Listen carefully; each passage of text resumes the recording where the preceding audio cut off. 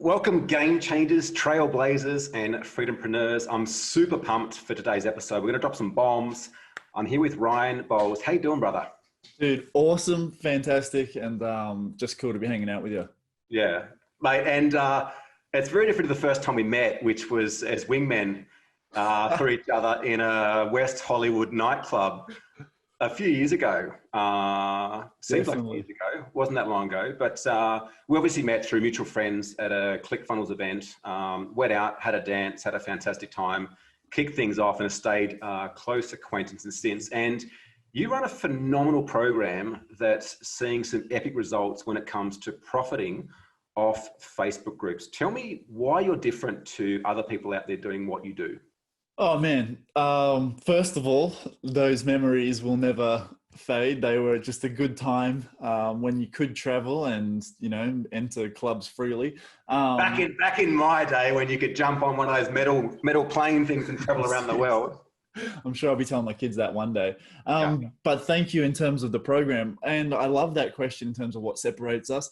And I answer it transparently. I haven't purchased anyone else's program to know, you know, what we're doing differently. We stick in our lane. We really bleed for our customers.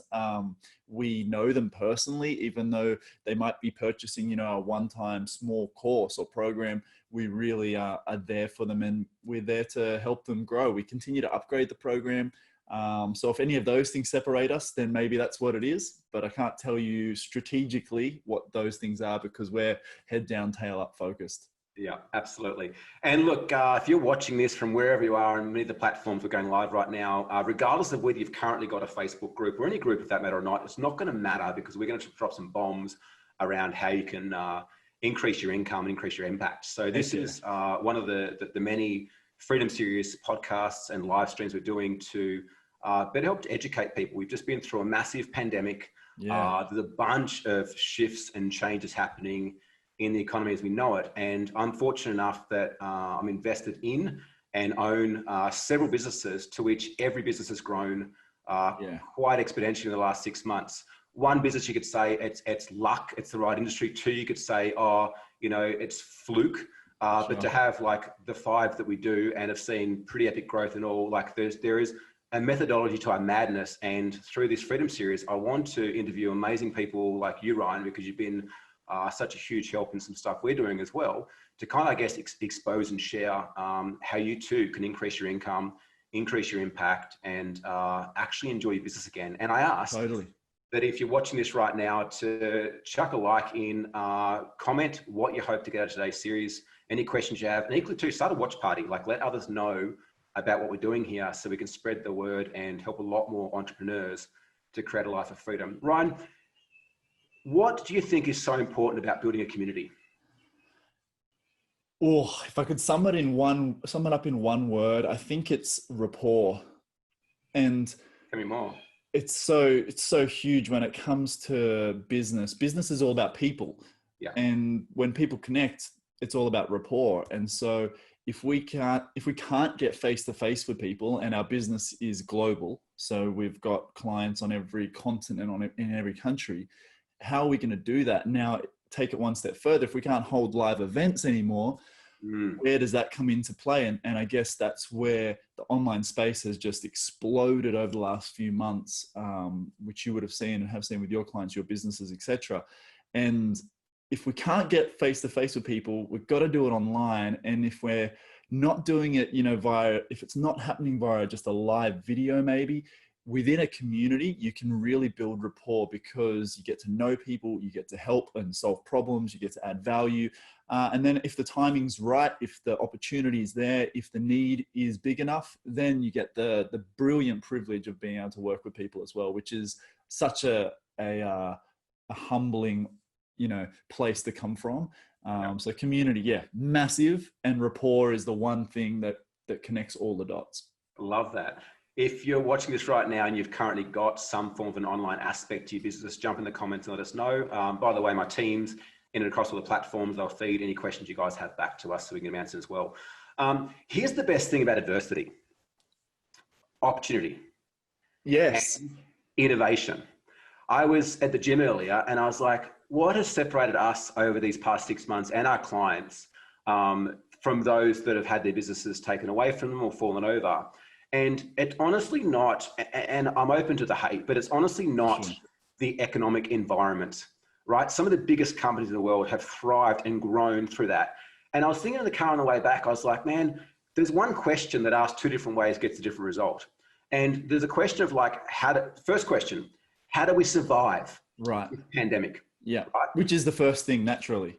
Right. And the moment we ask a question to ourselves, unconsciously, we have to answer that question. Yes. So when we ask, how do we survive this? Or we go out to the environment and we ask people around us, how do we survive this? You're going to elicit one type of response. Totally. If you go out or you ask yourself, how can I grow through this? Right? You're going to get a very different response to survival. Big time. Whether you're conscious or unconscious about it. Absolutely. Yeah, huge. And so looking back and we talk about groups, we talk about rapport, like rapport is a very interesting one because I think that we need 3 levels of rapport. Sure. I think we need rapport with self. Like as entrepreneurs, we need to have such a deep level of rapport of ourselves and our feelings and our emotions because they're to me, it's a roller coaster. Yeah. Yeah. And they give us insight in terms of like, oh, something doesn't feel right. There's a reason it doesn't feel right. Yeah. Like, totally. Oh, but it's the right thing to do. Is it the right thing to do? Sure. Do we question that decision? Rapport with self, rapport with other selves, right? Now, other selves, people will think that that's maybe people outside of us. Right. I see other selves as actually rapport with other parts of us. Okay. That we've excluded. Like, you know, those parts of you that you've kind of like put in the cupboard and hope no one ever sees of you. Oh, those yeah. Parts of you that are there. And you're like, oh no, no one knows that I carry some guilt, or no one knows that I carry some shame or some self-images around me or my lack of worthiness. So having rapport with that, realizing you're a freaking human being. Yeah. We're not perfect. What makes you perfect is that you're not perfect. You have all these things. That. And then lastly is rapport with life itself, which is where we can move into a state of flow and ease with all that happens. Yeah. Right. Your program, and this is a bit of a shameless plug for your program because we recently purchased it and it's been going great guns. But we've been playing in the online space for a long time. We do very well in our paid programs, but we've always struggled in our free programs. And it was interesting that purchasing your product and handing it off to one of my team members, not even watching it, and them going with it like so good. In a week, we noticed exponential change. And, you know, I think that what this recent time has shown us or has provided for us is a pathway to do business better. Sure. Because we haven't got the choice, or we haven't had the choice. That's right. It's been forced that way, which has created opportunities, which you would have put on the back burner or the bottom of the list previously. And it's forced us to get out there and make those changes and look at how we're going to optimize this situation, which has come out for us as well on top of what we were doing previously. Yeah, you would have noticed huge growth because everyone was forced to go online. Absolutely, which I was accrediting to right place, right time. But now I look back at all of the changes and the pivots that we made during this time, and there were massive moves that we wouldn't have done if there wasn't a forced economic global downturn. So definitely agree on that. Do you feel like looking back now, do you feel that like it's very easy to say, oh, right place, right time, and I get that. But I also think like looking at my own journey and the last 6 months have been amazing in so many ways. And, you know, it's like that whole saying, I'm an overnight success, like 18 years in the making. I've been in business for 18 years. Right. You know, I think often as entrepreneurs, we have this unrealistic expectation of like, oh, this person's like, buy my course, you can make 6 figures online this year. And it doesn't happen and they give up and they go and focus on the next shiny thing. Totally. Like, what's your thought around the entrepreneur hamster wheel and you know, that shiny thing syndrome that so many of us have? I reckon like there's like growth to certain points and there's different levels where it plateaus and that's where we start to spin. And I guess you've got that inbuilt, innate entrepreneurial trait, which is, you know, sell, you know, lemons, you know, grab lemons, make lemonade type thing, or you've got a card deck and you sell those online and you start to make $1 here or there. But then you come to the point where there's infinite information because you've had a few wins or you've discovered what you like, you don't like, and you start thinking, I'll go down that rabbit hole. And like we met at ClickFunnels, you know, in that world, there is course after course after course after course, book after book, promising similar results across different things, but we don't get the instant gratification that we've been so shaped to, you know, love so much, that we don't see maybe dollars come in the bank account first month, second month, third month, yet we're meant to be building, we're meant to be growing, etc. And therefore we turn our eyes towards other things. So I think it's a plateau of like, okay, I've seen some success and this is what everyone's telling me to do. I'll stick in this area until either I get frustrated enough and I quit, or frustrated enough and I change and somewhere else, whether that's hiring the right coach, whether it's finally figuring out who the people are that you serve and what you're actually good at, your zone of genius, as they say.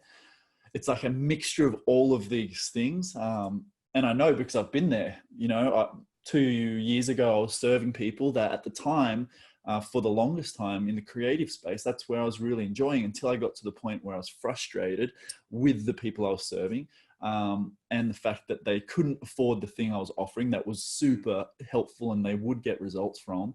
And I was forced to change, because it's either I stick there and sort of thrash it out, buy more courses to try and figure out if my funnel's working, my mindset's not right, what's not happening here, or is it the niche that I'm in? Is it the people? Is it the product? And that forced me to look at, who do I just want to play ball with? If I could get on a court with someone and just play ball, who are those people? And that led me to dudes like yourself. The friends that I now have within the industry are the people that I just love having these conversations with. And if my business can fit around that, then I'm happy as Larry all day long. Yeah, I love that. I love a few of the things that you said. There's the immediate gratification piece. I want to touch on that. Like, I got some stuff around that. Crazy, yeah. There's also this, the word or the acronym focus one course until successful. Totally. This is what happens, is the shiny thing syndrome, because we are in an environment right now where, like, at the click of our fingers, we've got access to anything and anywhere in the world. Like these are amazing times that we're in right now that we've moved into. But what that's also creating is a lot of uncertainty. That's also creating a lack of focus. And there's a mutual friend of ours who I referred to you only a couple of days ago. And I said to him, I was like, look, my belief is that any investment I make in education is a solid investment, and it's up to me to find the return. Yeah, and I agree with that. Is something in my mindset that served me well. I don't rock up at a course or a coach looking for them to give me the answers. I rock up me looking to extract the answers from them for the problems or challenges I have. And if it's 30 grand and I have one conversation with them, I know I could make like 10 times that amount of money off the one conversation. Yeah. But I think so often there's this mentality where it comes back to the immediate gratification piece. And what I want to share there is that we've been conditioned from school to not make mistakes and not ask for help. We've been conditioned from a young age, right, to get things right, to get the best marks on our test, and that's how we've been rewarded. It's like, you get an A, great, you get to go to McDonald's, you get a treat, you get a C, you've done better, you get a D, like, what the hell's gone on here? We haven't been conditioned to be okay to explore and to be curious and to make mistakes, and that's the exact mentality we need as entrepreneurs. We need some discipline and some consistency. But we also need to be okay to fail, because I honestly believe we want to succeed twice as fast. We need to be okay to fail twice as fast. It's on my wall right here. If I spun my laptop around, it says fail often, succeed sooner. And like, here we are talking about wins during an economic downturn per se. But how many failures have we both had? Like, so many things, trialed, failed, not worked out, gone 180 degrees the other way. There's been tons. Yeah. I'm curious to know, for those that are watching, listening today, live or on the replay, what do you feel your relationship like is failure? Do you look to fail? Do you lean into failure? Do you actively get up and try to create failure? Or is it something you try to avoid, brings up anxiety, makes you feel that you're not worthy and you're not good enough? And this, for me, has been a huge shift in the last few years, is that, like, you ask any of my team, like, I love when we make a mistake, because it shows us where there's a gap, where there's a hole, where there's something we can fix. Like, when there's no mistakes, I actually get more anxious, because it's like, okay, we're missing something here. We're overlooking something. Like, curious to know, like for you guys and girls watching this, like, what's your relationship like with failure? Ryan, what is it for you? Yeah, it's interesting. It makes me like start to think, man, things have been good. We've been pushing the needle on things this past few months this year. Where have been the areas that we've missed because we haven't failed, because, you know, an offer hasn't gone correctly that has caused us to find the right messaging, or, yeah, it's an interesting one. My relationship with failure, thankfully, I'm highly competitive. And so failure against my wife when we're working out, or against the sporting team, or taking that mentality into business has caused me, thankfully, to get up and go again. But strange that sport field, business field weren't parallel in that environment. On the sports field, you know, or in a boxing ring, if someone knocked me down, it's like I would be, you know, just chomping at the bit to get back in the ring to go again. But it took a while of grinding at the business side when you got knocked down for me to go, all right, they're my competition, you know, they're direct competition. I want to absolutely, you know, not like wreck their business and pull them down, but grow mine, you know, like absolutely dominate in the space. It was a different mentality. It's only been the last year of working through that they can be a friend and a competitor, but I'm still going to go as hard as I possibly can. Mm-hmm. Yeah, I don't know if that's coming through or not. I'm just spitting. No, it's good. Like, what's been the change for you in the last year? It's interesting that it didn't correlate. Not surprising. Not surprising, but interesting. Yeah. What changed in the last 12 months? I think just learning to stay in my lane, and I've really taken my eyes off the competition. So I think early on I was looking, what are they doing? You know, how can I do that better? And I think just going, all right, I'm just going to do me really well, because I know they can't do me. They can't, you know, do anything as near as good as I can the way I do it. And so that's been probably the main key from that. Sticking in my lane, head down, tail up, you know, blinkers on. Because why are you like trying to like look into a perceived competitor, right? Like, two things. Number one is you'll always be behind them, following them. Number one. Number two, if you do ever get to a point where you can start to look to overtake them, there's like this whole shit moment, because you no longer have something in front of you to focus on. You then you're forced to learn to compete against yourself, right? The other thing too, like one of my old marketing mentors said to me, he said, the only competition you have is the inaction of your prospect. He said, more people will decide not to act and not to buy than will actually leave you and go with a direct competitor. So find a way to enter the conversation in their head and create and cause action for that prospect, whether or not they buy with you. I love that. Yeah, big time. And yeah, just thinking on that for a moment, thinking about prospects that we are speaking to, yeah, they're not looking left or right. They're just going, are you the right person for me? Big time. Yeah, massive. That's huge. It's like, I see, if we kind of circle back, because it is all related to, let's just chat like pandemic, let's chat the financial shift that's going on right now. Yeah.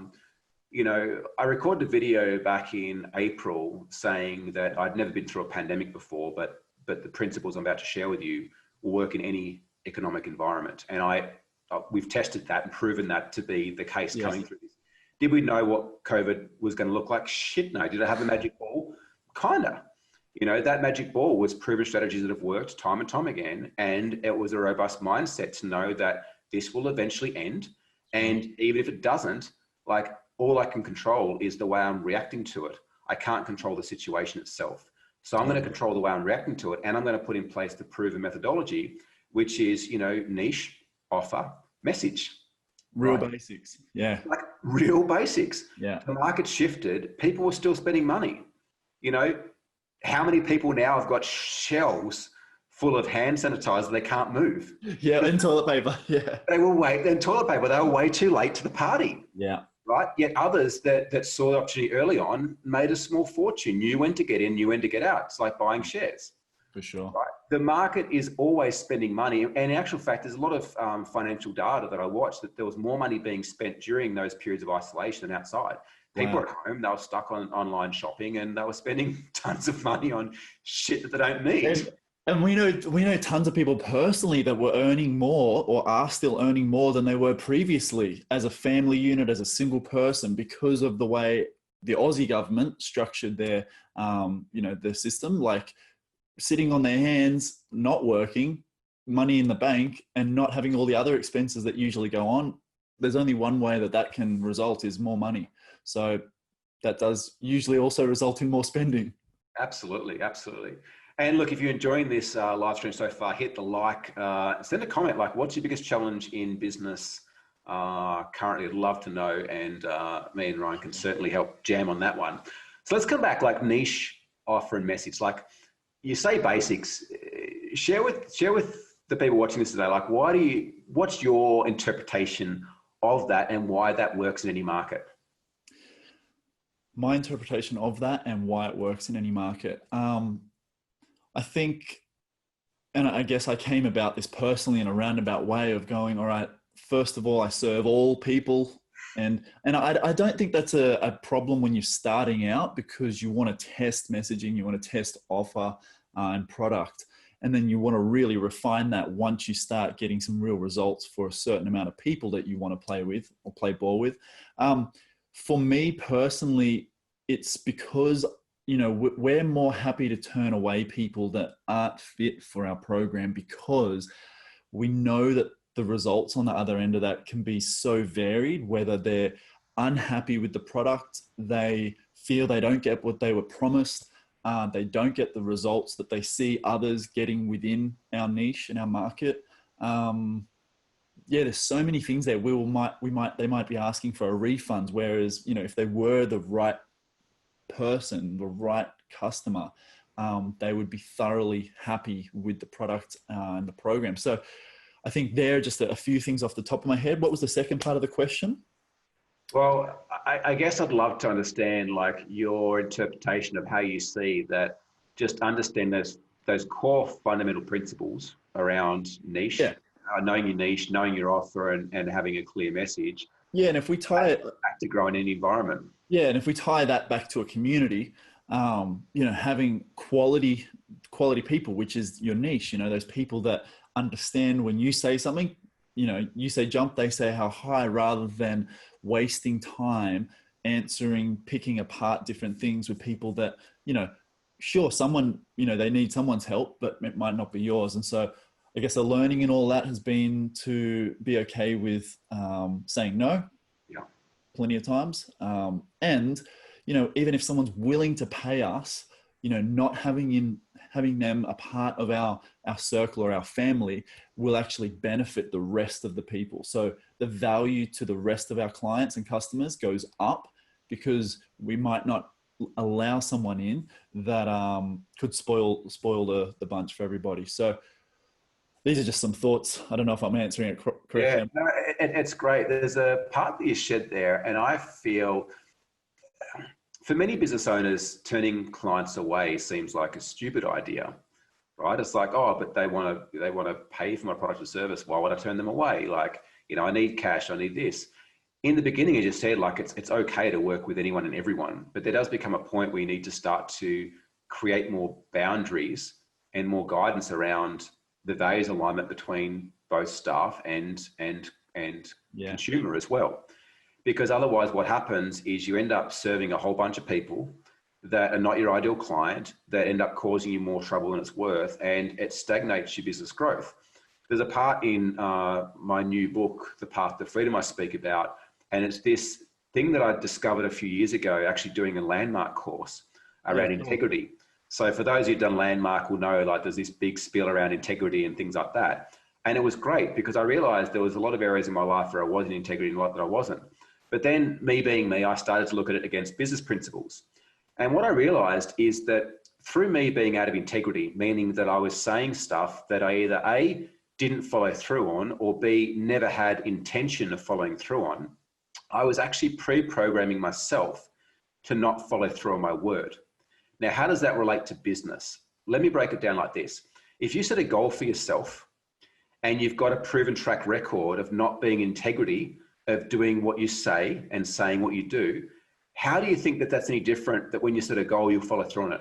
It's like, oh no, this is the goal for me. So it's more important than, you know, meeting Ryan for lunch on Wednesday at 12 o'clock, like I said that I would. No, it's the same thing. You've programmed your mind that way. And that was a huge turning point, because what I realized is like, wow, not only is being in integrity like a cool thing, but once I started becoming integrity and follow through on like what I say I do, I noticed that the goals that I set, I was able to achieve like far easier and far greater because I conditioned my mind, my body, my being to always follow through my work. Granted, I didn't always complete the goals in the timely manner, but I absolutely completed them, every one of them. And would I be right in saying you wouldn't set goals that necessarily weren't maybe as important as the ones you needed to or wanted to hit? You would maybe, I'm not going to set that as a goal, not because I can't hit it, because it's not as important as the ones that I do want to need to hit. Yeah. Mark Mason's book, The Subtle Art of Not Giving a Fuck, was a big breakaway. I've seen the cover in airports everywhere. I just finished running one of our 5-day events in Lombok, and I was hanging out in Villa Embark on Gili Island reading the book by the pool. And I'll never forget reading this line. I was sitting there drinking, I think it was like a pina colada or something at the time. And he's like, most people's goals aren't their own goals. They're societary goals that have been placed upon us to experience a sense of belonging. And it just hit me. I was like, shit, all these things that I was chasing were actually not goals that I wanted for myself. They were goals that I perceived or thought that I should get.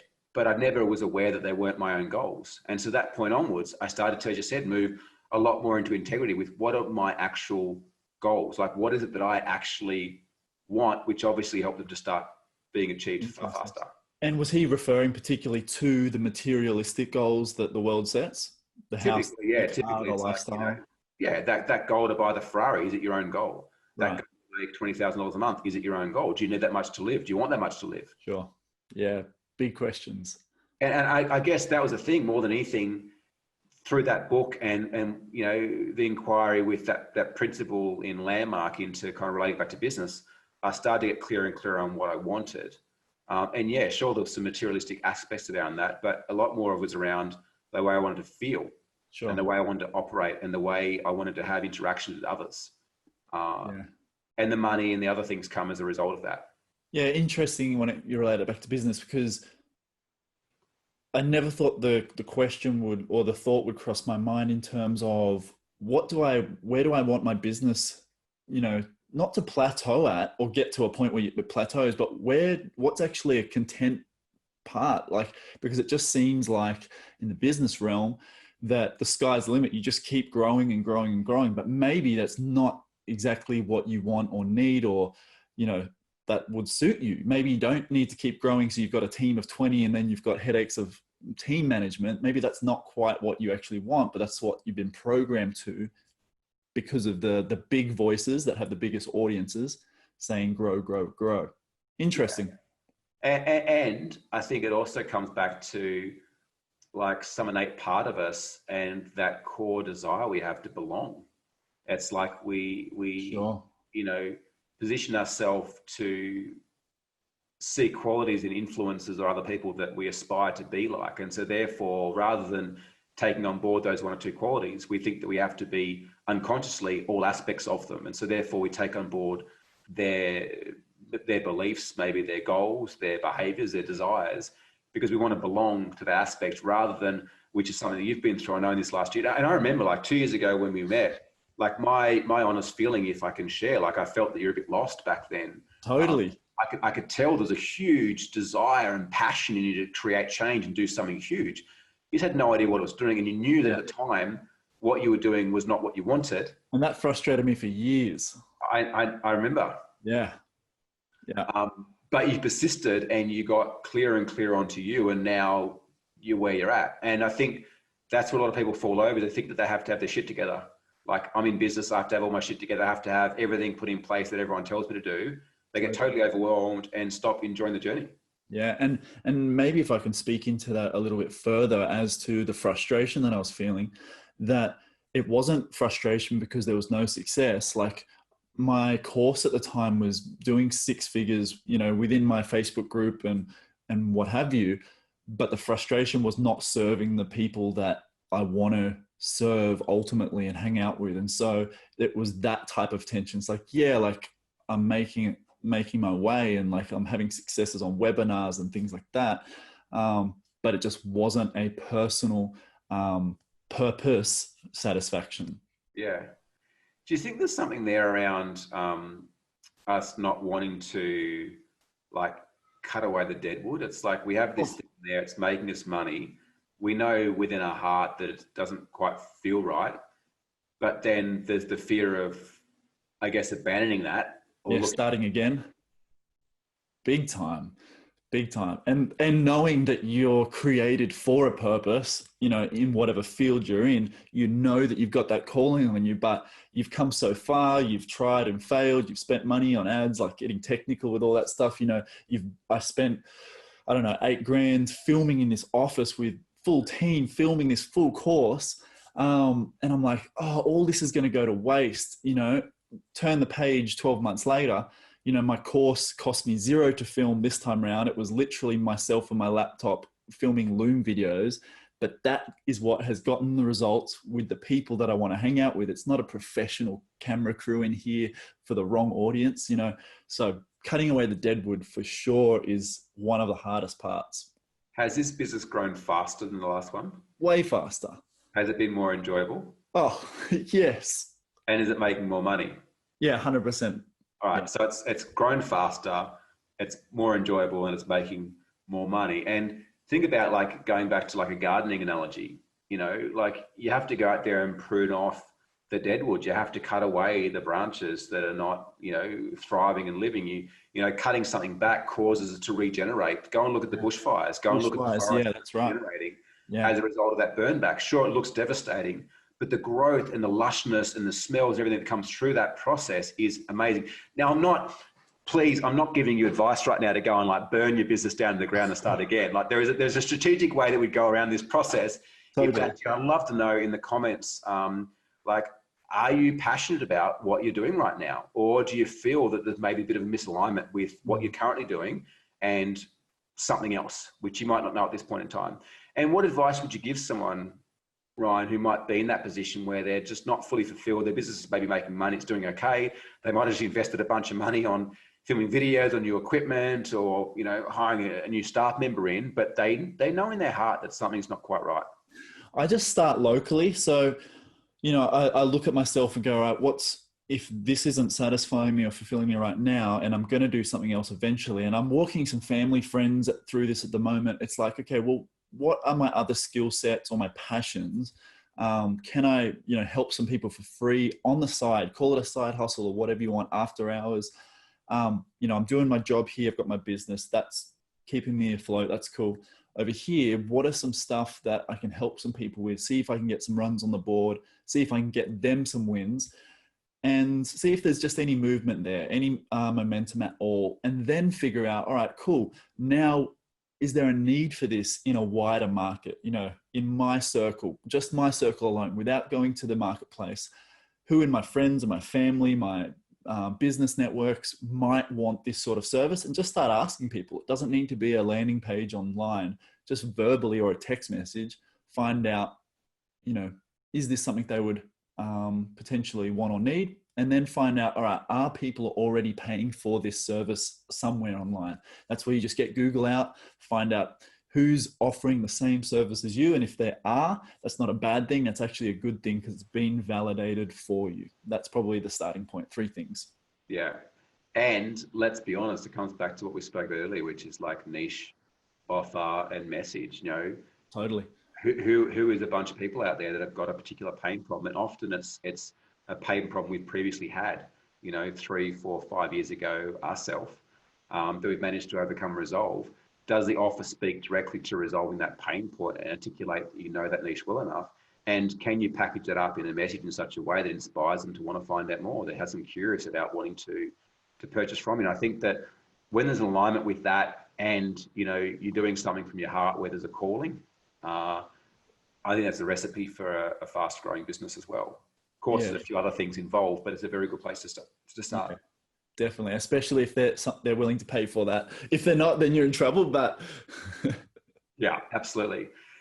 Question: if you were having a conversation with the 10-year-old version of you, knowing what you know now, having gone through everything you've gone through, what advice would you give him? The 10-year-old version. Yeah. The first thoughts that came to my mind as to what I was doing then, I was winning chess games and getting beaten up by my best friend for beating him. That was what I was doing when I was 10. What advice? I wouldn't change anything that I've done. So, I wasn't the smartest in school and I didn't want to go to uni.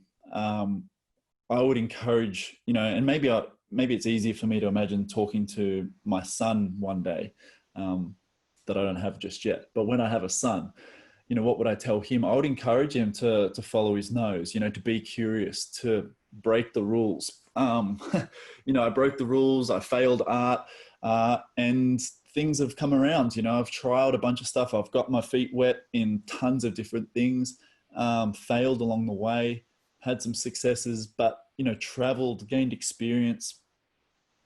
You can't travel at the moment, but for people listening, go out there and break the rules, upset some people and have some fun. And as long as it's in the right way, to figure out your path. That's been my journey and I wouldn't change it at all. Yeah. Love that. Absolutely. And look, for those of you watching, listening to this, either live on the replay, if you want to stay up to date with the release of my new book, The Path to Freedom, the 9 steps to create a profitable business that can work without you, make sure you click on the link. My team will check up the comments here and we'll keep you up to date with the release of that. Ryan, if they I need that book. What's that? I need that book. Yeah, dude, copy's coming your way. Hang on, check this out. Heck yeah. Boom. That's the book there. Dude, so cool. It's quite thick. I'm in. That's the last 18 years of my life Nice. Into that book. Most of it. Yeah.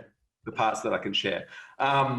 So if anyone watching this right now who's thinking about maybe starting a free Facebook group to help as a lead generation tool for their business, which is such a phenomenal idea, especially now with the fact that a lot of people have been driven online, how can they connect with you and find out more about the amazing work that you guys do? Yeah, easiest way is just to come and add me as a friend on Facebook. I think I've only got half the amount that I'm allowed on Facebook, so there's plenty of room for everyone. Come and add me. Come find our Facebook group. It's called Facebook Group Secrets, and you'll see me with a Jedi robe in the cover photo. Before we finish, you got married. You got married in a Jedi robe. Let's chat about that. During COVID. I wasn't going to mention it previously, but it came to mind when you said, that opportunity really comes out of some of these struggles that we're faced with. And so I was going to mention it as a fun side fact that, we had a traditional 100-guest wedding booked, and that was going to be in May, on May the 3rd. And then COVID hit, and sort of we watched our plans get whittled away and then eventually stomped on. And so we decided to still get married and go ahead with it.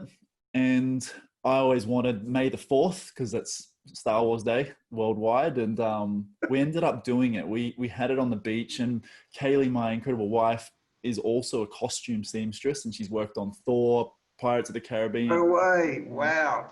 So she spent countless hours and made these full, ridiculous movie quality outfits. And we had it down the beach, the 5 of us there, and then the rules came in that you were allowed to have picnics and exercise. So we had some guests on picnic rugs separated around, but it provided this opportunity that, you don't really think about a dress up fun wedding, down by the beach, which we wouldn't have done. So the challenge brought about other opportunities, and now we get to have a second wedding come October, hopefully, wow. And have all of the family and friends there. So yeah.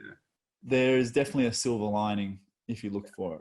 If you look for it, love that. And you had some incredible photos with your lightsabers and stuff too. I was mighty impressed. And go you and your beautiful partner too for supporting that. What a power couple you guys are. Thanks very much. Yeah. So if you want to connect with Ryan, Ryan Bowers on Facebook, we can put your details in the comments below as well. Cool. Mate, super grateful to have you on the show. And what I'd love is for you guys jump in the comments now and let us know what was the biggest takeaway for you. And I feel it's important to kind of share that information because people will be going back and watching the replays, and there might be things that you share or comment on that others haven't quite picked up or thought about. And so, one thing we're huge about within our Game Changers community is to pay it forwards and conscious collaboration. And we find that it allows everyone to grow a lot faster when you all share what's going on. So comment below, let us know what your biggest takeaway was. Ryan, let you go and enjoy your afternoon. Thank you so much. Super grateful to have you on, brother. Appreciate you heaps. Thank you so much for tuning in to this episode of the Game Changers podcast. There's a couple of things I'd love you to do to help us and help yourself to spread the message further. Make sure that you like the Game Changers on Facebook, Instagram, YouTube, Twitter, LinkedIn. Please subscribe by clicking the link below to ensure that you keep up to date with the weekly episodes we share here at the Game Changers podcast with amazing entrepreneurs and business owners around the world. And of course, like if you're in a position where you may be overwhelmed with business or looking for a way to grow faster, more effectively, and you realize that the key to success is being surrounded by amazing people who have been there and done that before, I'd like to invite you to apply to have a game plan session one-on-one with one of my team here at the Game Changers. There's no cost if you get through. All that we ask is that you are doing a minimum of $250,000 per year to really be able to utilize the strategies and tactics and the mindset shifts that we share with you, that you're coachable, that you're a decent person, and you're willing to take on board some advice. If not, that's totally cool. But I know for me, I wouldn't be where I am right now without the support of so many mentors and coaches and resources along the way.